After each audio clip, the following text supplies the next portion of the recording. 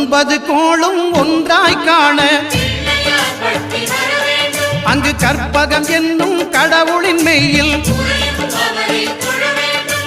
ஒன்பது கோளும் ஒன்றாய் காண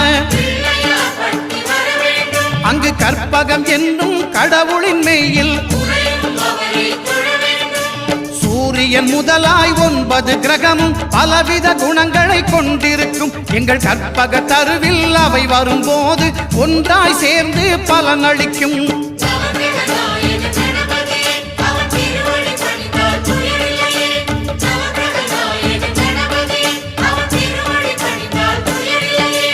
ஒன்பது கோளும் ஒன்றாய் காண